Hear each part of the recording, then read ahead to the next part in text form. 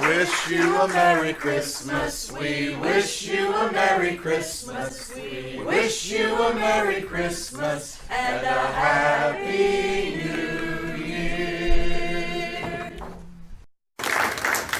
Gunsmoke, brought to you by Chesterfield. Chesterfield packs more pleasure because they're more perfectly packed. Thanks to the Accuray filter, they satisfy the most.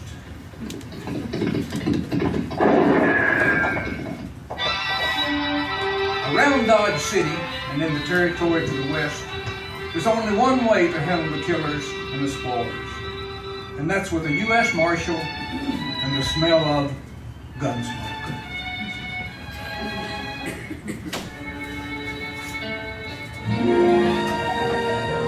Gunsmoke, the transcribed story of the violence that moved west with young America and the story of the man who moved with it.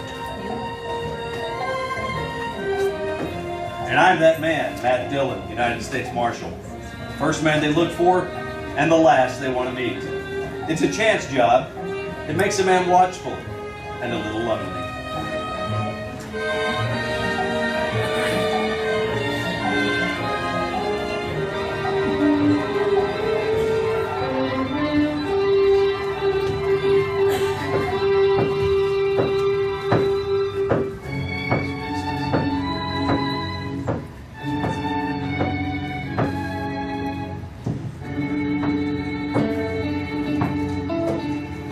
Good morning, Doc. Chester. Morning, Miss Dillon. Why don't you come have some coffee with us? You might as well. You got nothing to do in your office. No, but in there people can't see me doing it. That ain't no use to hide. They're on to you anyway, Marshal. You know, this Christmas season hasn't made you any more charitable at all, has it, Doc? I'm not a man to be good on Sunday and then sin all week, if that's what you mean. Well, you're honest if nothing else. No. Hey, would you look at that fellow over there? What fellow's that, Chester? Yonder, across the street there, in that coonskin hat. I believe that's about the tallest man I ever saw. Yeah, he must be at least 8 feet tall.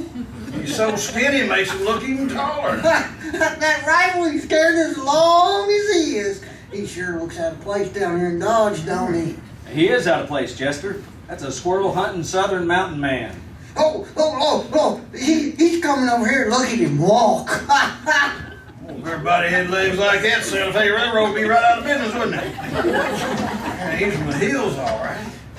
Well, at least he ain't another gunman, Mr. Dillon. Well, that's something to be thankful for. Howdy. Hey. Hello. Would you be the whatchamacallit? Do you mean the marshal? That's the word. I never heard it until a fella told me this morning. It just means peace officer. Well, I'm again peace officers. Where's the jailhouse? It's in the back of my office right over there. I'm a country man, and I'm again jailhouses too. Well, so am I, but sometimes they're necessary. Well, they ain't no more than the law is. It ain't fitting for some folks to be meddling in other folks' business. Now, just where do they figure that? Stranger up the Ozark Mountains? Yeah, better country than this. Oh. And my name's Eben Hakes. I'm Doc Adams. I'm Matt Dillon, and this is Chester Proudfoot. Well, how do you do, Mr. Hakes? Peace officer, a man said you'd help me find where Joth Monger is living. Joth Monger? Yeah, I know him. He came out here about a year ago. He's got an old mountain gal with him. They're married. Yeah, they got a place up near Rock Springs. It's about 10 miles north of here. What kind of place? Just a shack and a patch of corn. I'll find it. Now, you've come a long way to see your friend, Hakes. Joth Monger ain't exactly a friend, peace officer. I gotta get going, it being Saturday and all. Wait a minute. What's Saturday got to do with it? Nothing. Except I won't kill a no man on Sunday. I never have, and I never will.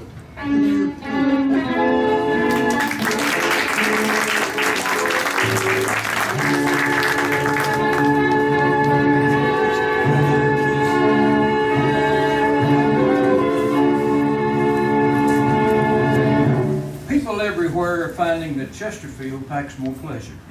Yes, Chesterfield packs more pleasure because it's more perfectly packed. With the more perfectly packed cigarette, the more taste and mildness are released for you. And Chesterfield, made with the Accuray filter, is more perfectly packed than any other cigarette ever could be. Firm, pleasing to the lips, mild yet deeply satisfying to the taste. And the Accuray Chesterfield has an open, easy draw that unlocks all the pleasures of fine tobacco. So remember, Chesterfield packs more pleasure. Buy Chesterfield, mild, yet they satisfy the most.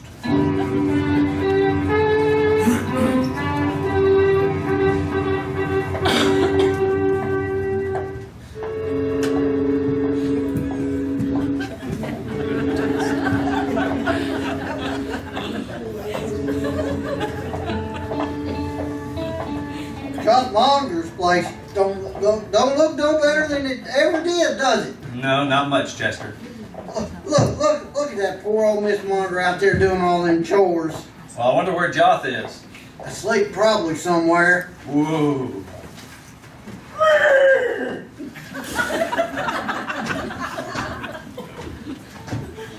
Morning, Miss Monger. Howdy. How are you, ma'am? Poorly. Just poorly. Is Joth here, ma'am? If it wasn't Saturday, he'd be here. What? Joth goes to Dodge every Saturday. He does. I never see him. Well, if he socialized, you'd see him. You know, Joth's got his ways, Marshal. They're lonely, but they're his'n. I see, Mrs. Munger. Do you know a man called Eben Hakes? Hakes! You speak that name around here and you won't be welcome none, Marshal. So there's trouble between you? Well, if you call Joth being the only Munger left and Eben being the only Hakes left, then you could say there's trouble. So you're saying it's a feud? Both families been whittled down to just them two. I see.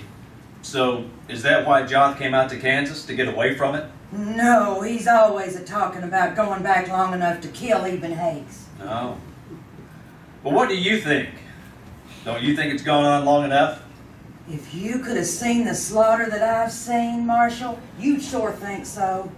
Either one of them could have called it off, too, if they weren't so muley. How did that feud start, ma'am? If you had any upbringing, you wouldn't ask. I'm sorry. I didn't want to pick no wound or nothing. It's a family matter. Now, how'd you say you saw Eben Hakes anyway? He was in Dodge asking about Joth. Well, if he's a-asking, he'll find him. And that's bad. Joth don't even know he's in town. Now, look, Miss Munger, the law doesn't hold with feuding. Whichever one kills the other, he or she'll hang for it. If there is such a law, I ain't never heard of it, Marshal. Well, there is. I've warned Hakes, and I'm going to warn Joth. If you start meddling, they'll shoot you. I'm worried about Joth, too. You know he'll be drunk soon as it's dark. I'll find him, ma'am. Goodbye. Thank you. Goodbye.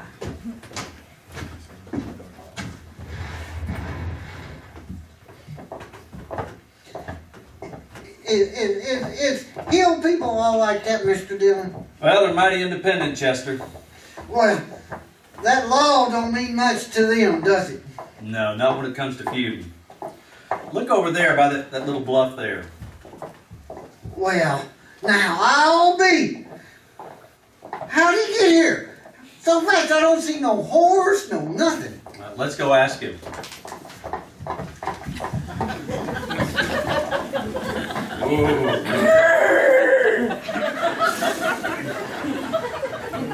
Oh, Hakes. That Joth Monger's place yonder there, peace officer? Yeah? Good. I'll get a little closer and shoot him when he comes out. Well, you don't care whether you hang or not, do you? Hang? For shooting a monger? For shooting anybody. You ever hear of murder? Peace officer, you're getting downright contrary. Where's your horse, Hakes? I ain't got no horse. You mean you left him in Dodge? I don't need no horse to travel by. You mean you walked all the way from the Ozarks? Well, it's mostly downhill, peace officer. But I'd walk anywhere to get me a monger. Well, maybe I ought to throw you in jail. Now you are being meddlesome. I gotta get closer to that house. And don't you fret none about the old lady. I don't aim to shoot her. Mr. Dillon, you gonna let Hanks just wait here and shoot Joff? No, let him go, Chester. Let's get back to Dodge and find Joth and warn him. Why don't you just let them shoot each other and just be done with it? Don't tempt me, Chester.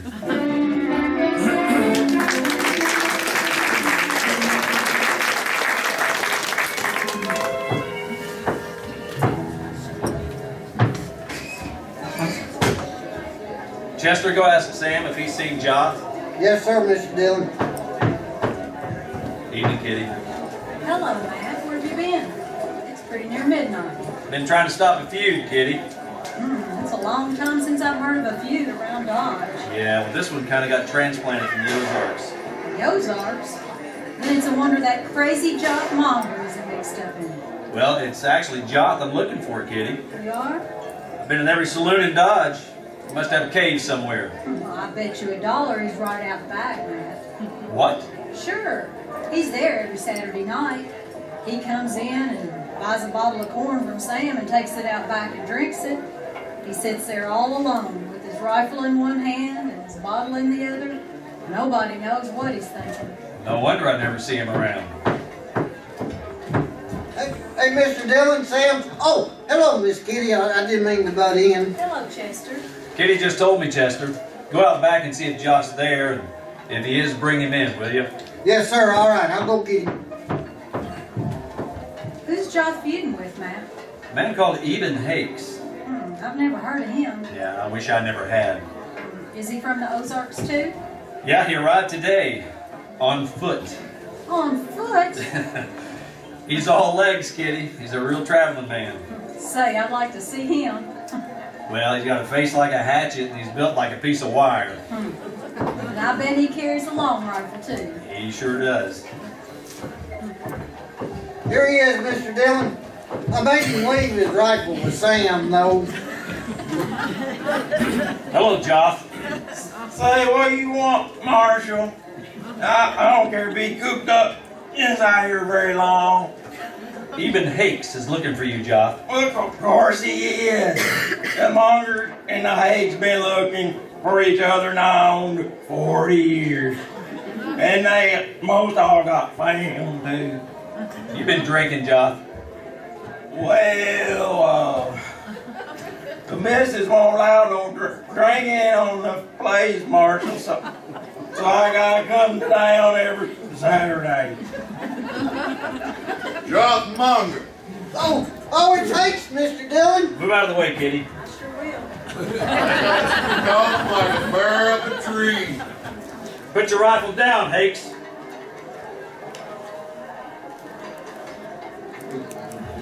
Gonna kill me and I ain't even got no gun. Put it down, I said. You're standing in the way, peace officer. And I'm going to stay here. Then I'll have to shoot you first. You're not going to shoot anybody. Of course I am. That's what I came for, ain't it? Don't try it. Now, just hold it up a minute there. Wait, just wait. I just thought of something.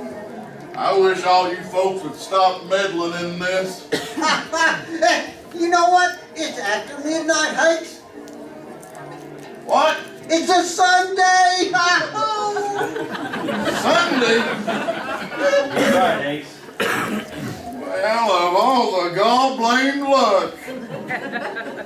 Oh, quit looking so troubled, Joth. I won't shoot no man on Sunday, even a monger.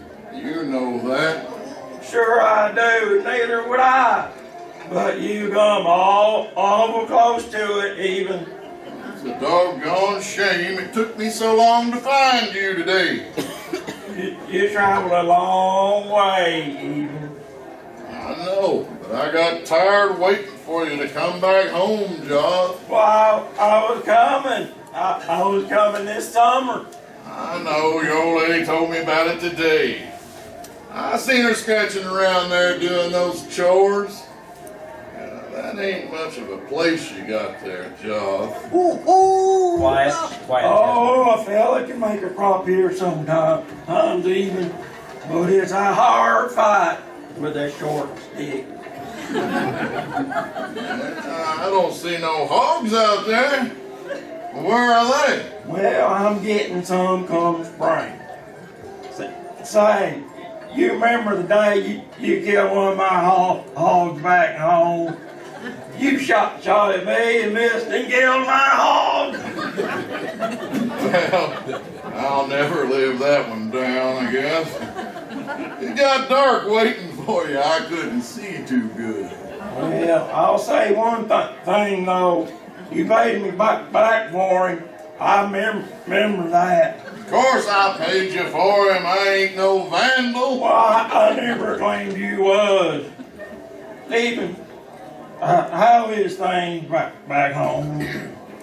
Well, there's been a lot of changes since you left. Really? Say, I got a little jug of corn out back. It's most empty now, but we could buy another and sit a spell. Kind of get soured on the cob. What do you say, Eve? Might as well. We can't do no shooting until Monday. So where is it we buy that bottle? I'll show you. Fellas over here sells it. Well, you'll have to lend me some money, John. I didn't bring any with me this trip. Well, that's all right. Well, if that don't beat all, Mr. Dillon, Yeah. it kind of looks like to me that they may be calling off that feud. No, not them, Chester. Midnight tomorrow, they'll be stalking each other all over again.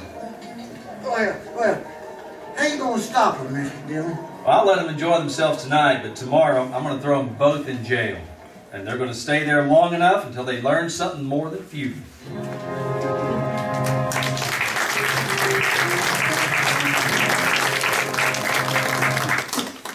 This is it, Chesterfield cigarettes.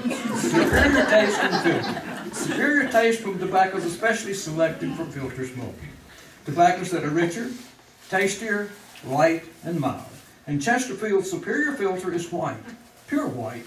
Truly a miracle tip because when it's added to Chesterfield tobacco, it actually improves your enjoyment of this great cigarette. Next time you buy cigarettes, look for the name Chesterfield. Perfectly packed and filtered Chesterfield today.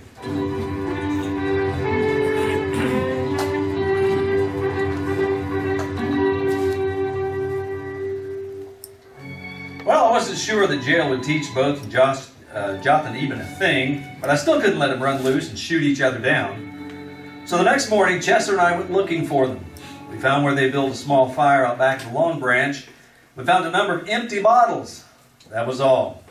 We searched the town until noon with no luck, and then we decided to ride out to the Monger place and see if, by chance, Joth showed up. There was nobody in sight when we got there, so we dismounted and walked up to the door. There's smoke coming out of the chimney, Mr. Dillon. Well, that don't mean Joth's in there, Chester. No, sir, I know.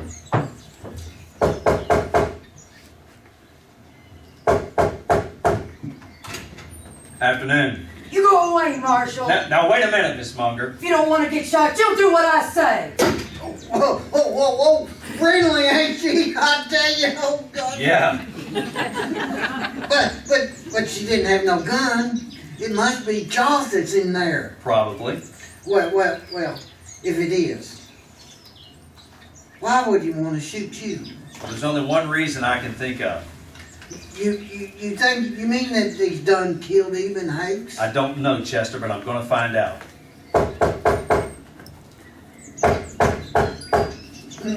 They ain't gonna open the door for you, Mr. Marshall. Well, there's a window around the side. Let's try that. Oh Lord, it ain't a very clean window. Well, it'll do. Here, let me take a look. Well, I'll be.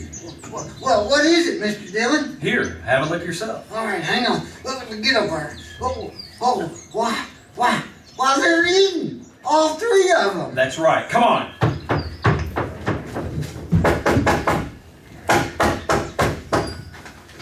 I want to talk to the men, Miss Monger, and I'm coming in. John! All right, stay away from those rifles. He busted in right past my woman. I never heard of a man coming into another man's house that way. If he had any upbringing, he wouldn't have. Is this the kind of people they got in Kansas, Joth? It's the first I've seen of it. Never mind that, Joth. Why'd your wife threaten to shoot me? If you hadn't, What's going on here anyway? if you hadn't come to put him in jail, you wouldn't have got shot at, Marshal. How'd you know I was going to put him in jail? 'Cause he even told me you was. Well, that's right. I told him if he killed anybody. I ain't killed nobody.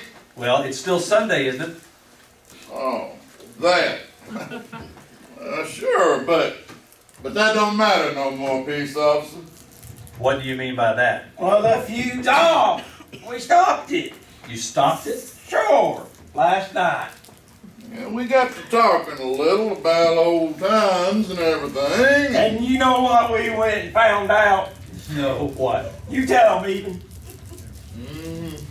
Well, peace officer, this here feud started a long time ago. What happened is my grandfather stole Joth's grandfather's girl and married up with her. So Joth's grandfather declared a feud right then and there. But you ain't told him what we found out yet, even. Well, we hadn't thought of it before, peace officer, but last night we was thinking that if my grandfather hadn't have done that, then Joth here would have been me. What? Don't you see? Otherwise, my grandmother would have married up with Joth's grandfather, and I would have been Joth. So any way you look at it, he's kind of related. Anyway, you looked at it last night, you mean, we saw all them bottles. That doesn't matter, Chester, as long as the feud's off. Well, it ain't only off. Eben's gonna stay on here with us. We gonna work this place together. And I'm gonna give him a share in it come Christmas. Come Christmas? Tain't far off. January 6th. Now, won't get to hold your horses. Now, wait a minute. Since when did Christmas get to be on January 6th? If you had any upbringing, you'd know that. Oh, the more I get to know you, the more I get to know this. Oh, man. You folks don't understand. Back in the Ozarks, we do our Christmas celebrating 12 days from when you do. Oh, wait a minute. You're talking about the 12th night. Well, we call it Christmas too. And if you only knew, Marshall, it works just fine for us. Well, there's no reason why it shouldn't, ma'am. It's an old custom. Yes. Say, maybe you, Chester, come out and celebrate with us. Oh, honey, if they don't mind sauerkraut and some sour pickles and cornbread coffee, they'll come. Well, ain't there gonna be no chitlins, woman? John thought was saving them for a surprise. Chitlins or no chitlins, I'd be proud to come, Miss Mom. Good. And me too. Well, we'll leave you to your dinner now, and we'll see you 12th night.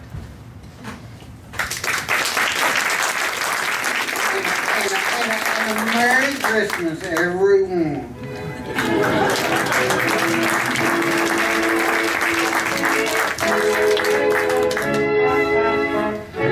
Friends, at this time, I'd like you to join with Liggett Myers, the maker of Chesterfields. There are over 6,000 wholesale distributors and the 1,300,000 retail cigarette dealers, and wish you all a very Merry Christmas.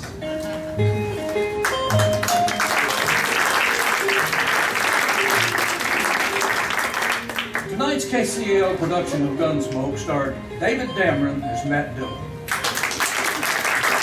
Featured in the cast were Eddie Clemens, Jimmy Holland, Steve Watts, Denise Klein, Connie McDonald, Buzz Fain, and Warren Klein on sound effects. This is your announcer, Buddy Teeter. Join us again next week for another transcribed story as Matt Dillon, U.S. Marshal, fights to bring order out of the wild violence of the Old West in Gunsmoke. This is the CBS Radio Network.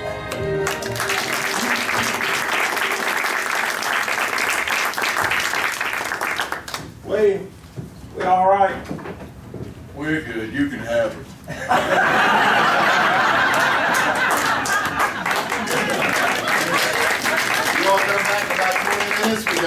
great refreshments out front. We'll see you for part 2. Go back yonder and get you some victuals. You know Dasher and Dancer and Prancer and Vixen, Comet and Cupid and Donner and Blitzen. But do you recall the most famous reindeer of all? Rudolph the red-nosed reindeer had a very shiny nose, and if you ever saw it, you would even say it glows. All of the other reindeer used to laugh and call him names. They never let poor Rudolph join in any reindeer games. Then one foggy Christmas Eve, Santa came to say, Rudolph, with your nose so bright, won't you guide my sleigh tonight? Then how the reindeer loved him as they shouted out with glee, Rudolph the red-nosed reindeer, you'll go down in history. You'll go down in history.